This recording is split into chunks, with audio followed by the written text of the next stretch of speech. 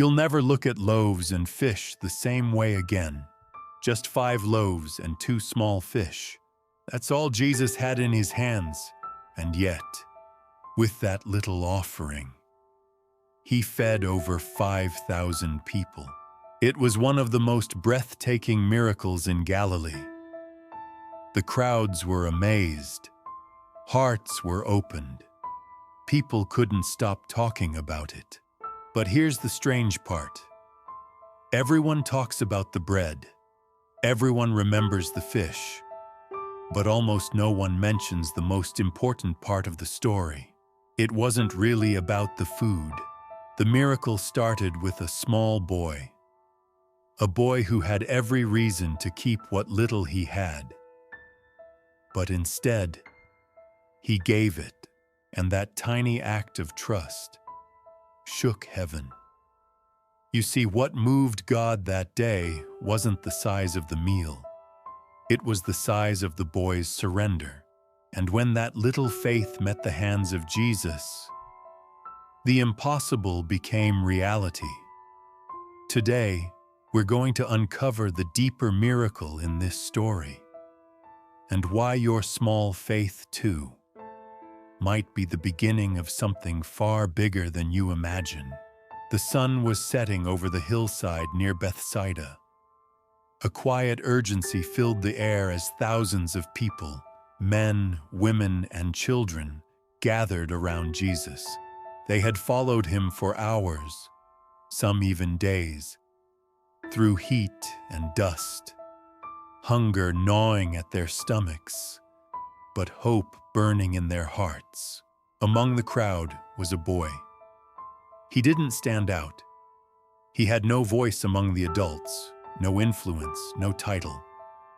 But what he did have was a small woven basket with 5 barley loaves and 2 small fish, probably packed by a loving mother who had no idea her son's lunch would become the centerpiece of a miracle.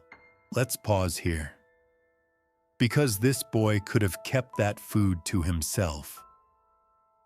After all, it wasn't much. Not enough for a crowd.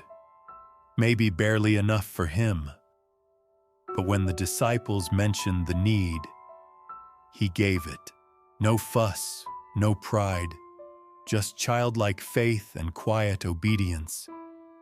And that, right there, is where the miracle began. Jesus didn't start with a banquet. He didn't call down food from heaven. He used what was already there, already offered, already surrendered. And what's incredible, Jesus didn't dismiss the smallness of the gift. Instead, he lifted it to heaven, gave thanks, and blessed it. Here's something we often miss. Before the multiplication came the gratitude. Jesus thanked God for something that looked insufficient. He gave thanks for the not enough. That speaks to every one of us who's ever looked at our lives and whispered, "It's not enough. Not enough talent. Not enough time. Not enough money. Not enough strength." But Jesus isn't waiting for us to have more. He's waiting for us to bring what we have. Just like the boy. Just like the bread. And when we do, when we place it in his hands, something shifts. The moment Jesus touched those loaves and fish, they stopped being a lunch and became a vessel of heaven's abundance. The same God who created the universe was now multiplying lunch in real time. Because one child dared to give what little he had. It wasn't about the size of the gift. It was about the heart behind it. That little boy may not have known the impact of his offering, but because of him, thousands were fed. Imagine standing there in the crowd. You're tired, hungry, and unsure if anyone even notices your need. Then suddenly, the word spreads like wildfire. Jesus is feeding everyone. At first, it sounds impossible. With what? Where? There's no food in sight, and yet, basket after basket starts coming your way. You take a piece of warm bread, then some fish. The smell is fresh, the food abundant. Not just for you, but for the person next to you, and the next, and the next. It never runs out. This was no ordinary meal. It was a moment that left thousands in awe, not just because their stomachs were filled, but because their souls were stirred. But what makes this miracle even more powerful is how Jesus involved the disciples. He didn't do it alone. He told the disciples, "You give them something to eat." Can you imagine their faces? Confused, overwhelmed, probably embarrassed. But Jesus was teaching something deeper.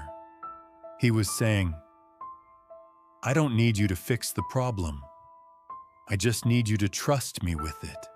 They had no plan, no resources, no idea what to do. But they obeyed. They took the bread Jesus blessed and began to pass it out. And the more they gave, the more there was. Here's the lesson. Miracles often happen in motion. When we move forward with what little we have, trusting Jesus to do the rest, that's where the impossible becomes reality. Too often we wait for everything to make sense before we act. But in this story, the bread didn't multiply in the baskets. It multiplied in the hands that were willing to give.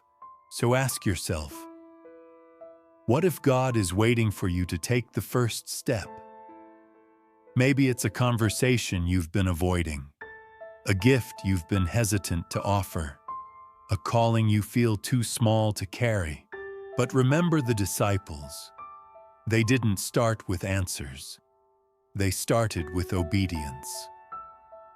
And what came from that? 12 baskets of leftovers. Not just barely enough, but overflowing. That's the nature of God's provision. It begins where your strength ends. It multiplies not in your comfort, but in your faith. As the crowd began to settle, filled and satisfied, a quiet reverence spread over the hillside.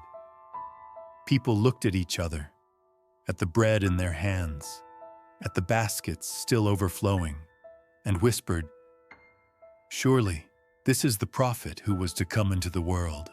But Jesus didn't stay to receive praise. The Gospel of John tells us that when Jesus saw the crowd was about to make him king by force, he withdrew, alone, to the mountain. Why? Because the miracle wasn't about fame. It wasn't about proving power. It was about revealing the heart of God.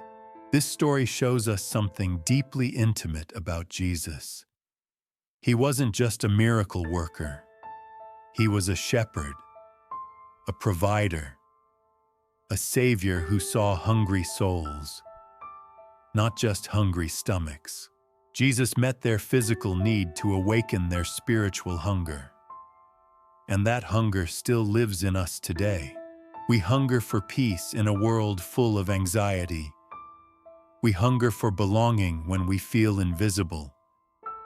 We hunger for purpose in the quiet places of doubt. And just like he did that day on the hillside, Jesus still looks at us with compassion, still invites us to sit, to trust, to receive. But he also calls us to become part of the miracle. Think about the boy, the disciples, the quiet, nameless people who passed the baskets. They didn't change the world with power or position. They simply gave what they had, right where they were. And so can we. You may think your faith is too small, your story too broken, your gifts too simple.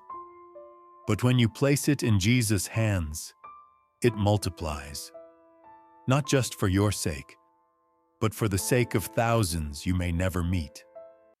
Because sometimes what feels small in your eyes is a miracle in the making in His. Maybe today you feel like that little boy, with something small in your hands and a world of need around you.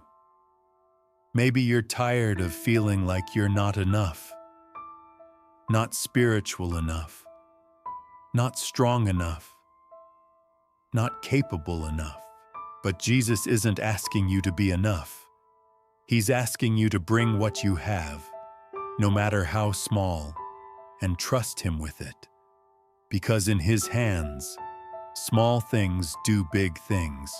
Your quiet prayers, He hears them. Your unseen acts of kindness, He multiplies them. Your broken pieces, He uses them. That's the beauty of grace. You don't have to feed the 5,000. You just have to bring the bread. That's the beauty of grace. You don't have to feed the 5,000. You just have to bring the bread. So today, will you offer your loaves and fish to Jesus? Maybe it's a gift. Maybe it's a dream. Maybe it's a heart that's been holding back. Whatever it is, bring it. Lay it at His feet. Let Him lift it to heaven and bless it. Because the same hands that broke the bread on that hillside are reaching for yours now. And if this message stirred something in your heart, don't keep it to yourself. Share this video with someone who needs to know that what they carry is enough in God's hands. And if you're hungry for more stories like this, miracles that reveal the heart of Jesus, subscribe and come with us on this journey of faith and hope. Your miracle might begin with one small act of surrender. Don't miss it.